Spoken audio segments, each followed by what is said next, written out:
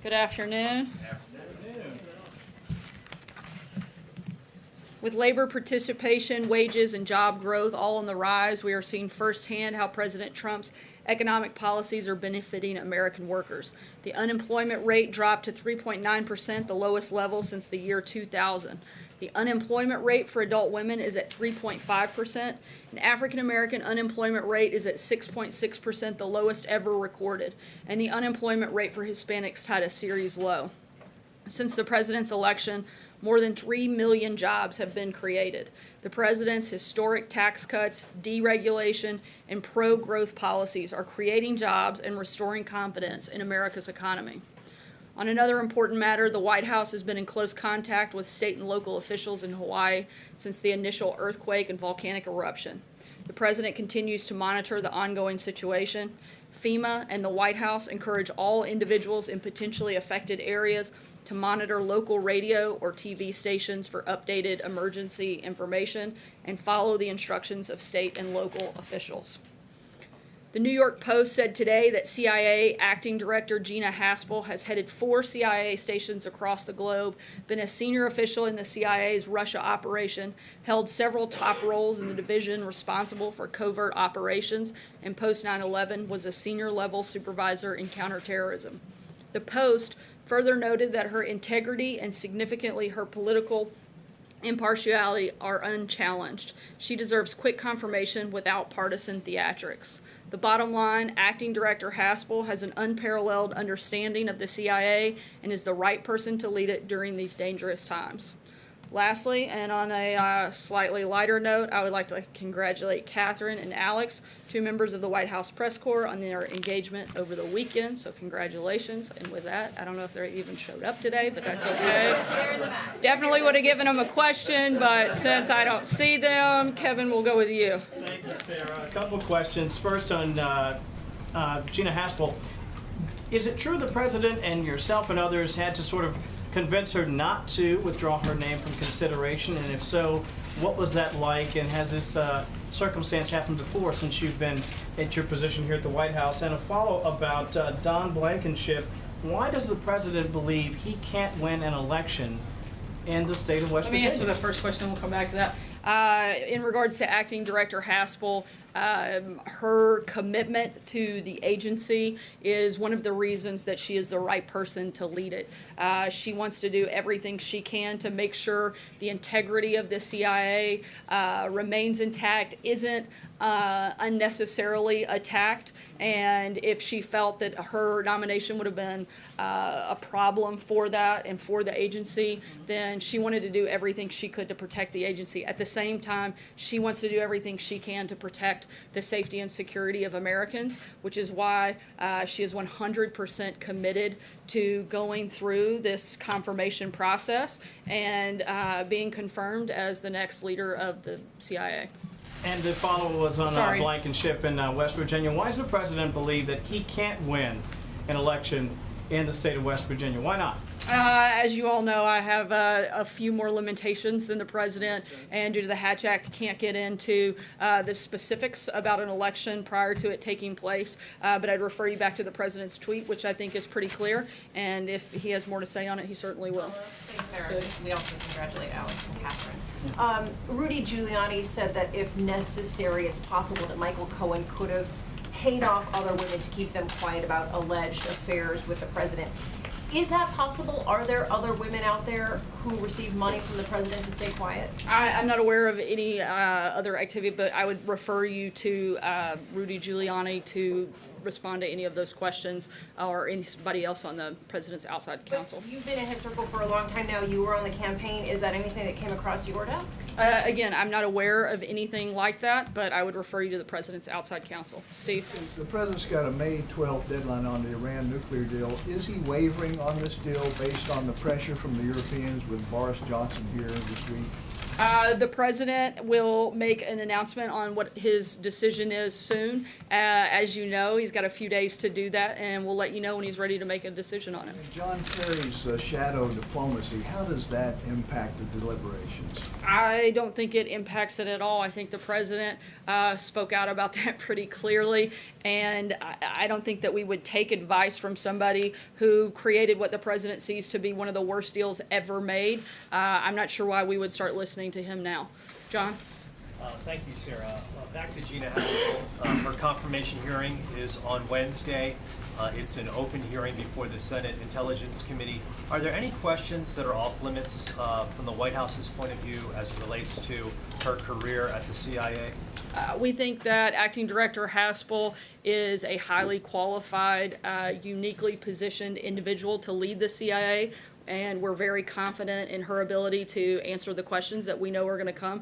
And if you don't believe me, listen to some of the quotes from a lot of other people that have been very outspoken in her support, in their support for her. Former Director Leon Panetta said, "I'm glad it's Gina because frankly, she is someone who really knows the CIA inside and out." Former Director Michael Hayden said Haspel is the absolute best choice to be director.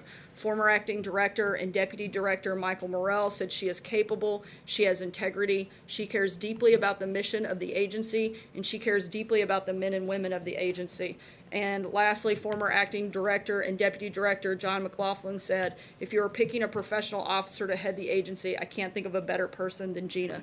We want her to get a fair hearing, a thorough hearing, and we're very confident that not only will all of the members of the Senate see what the rest of us see, and certainly even some of the people that have held that position see, but that Gina is more than qualified to run and lead the agency. So Sarah, if she's asked any questions regarding enhanced interrogation techniques that took place during her tenure at the CIA that Democrats say that she was involved with, she can answer them fully in an open hearing. Is that your position? I'll let her address those questions as they come, but as we've said, we think all of the issues surrounding her record, her experience will be brought up, and we're fully confident in her ability to answer those questions. Steve? Yes, Sarah. President Putin in Moscow was inaugurated today for a new 6-year term. Over the weekend throughout Russia, we saw police arresting, it's estimated, about 1,600 anti-Putin demonstrators, including organizer and anti-corruption campaigner Alexei Navalny. We've seen the president tweet about other Russia matters today, but not about either of these things.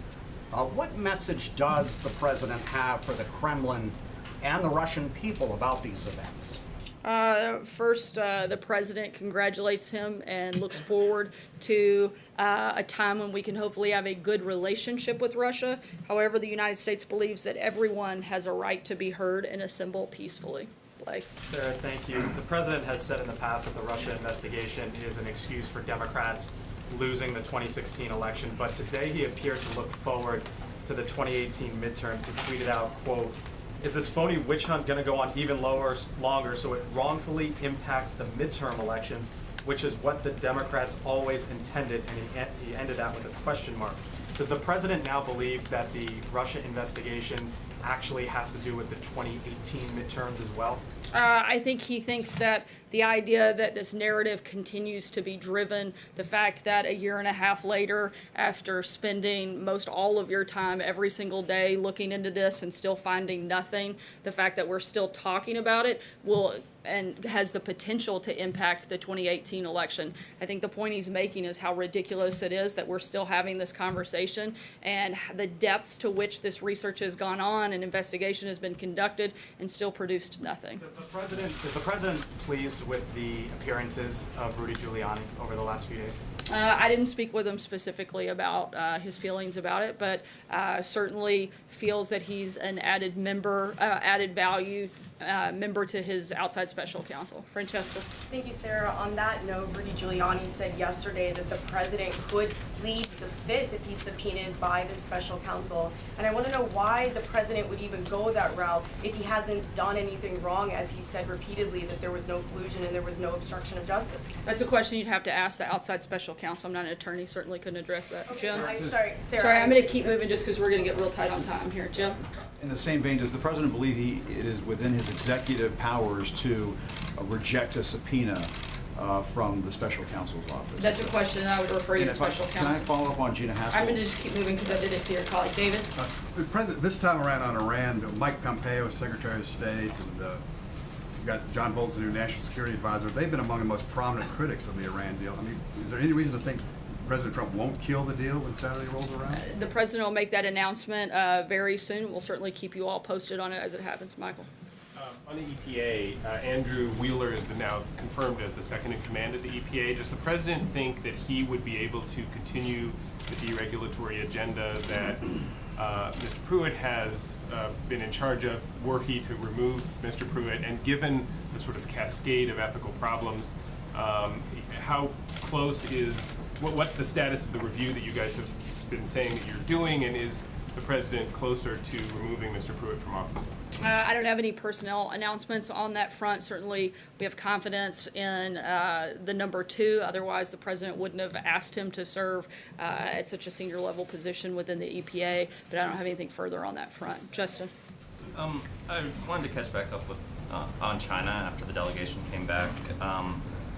Presuming that the president's had some sort of briefing on that interaction now, can you tell us his reaction to the talks that happened, if the U.S. plans to talk to China again before the May 22 public comment deadline, and what the sort of next steps are? Sure. The president had a briefing this morning with members of the team that traveled. The president has a great relationship with President Xi, and we are working on something that we think will be great for everybody.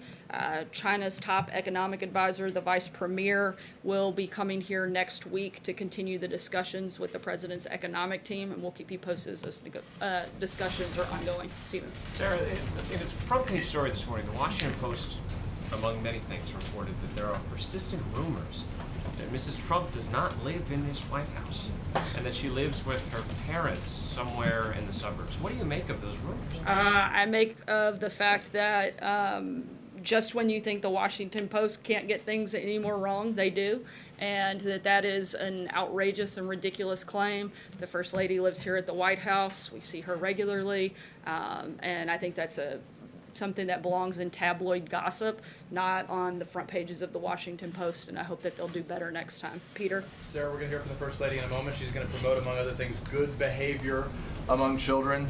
Part of this effort has to do with cyberbullying right now. Does the president accept any responsibility for American skepticism that the First Lady from the White House would be speaking out against cyberbullying?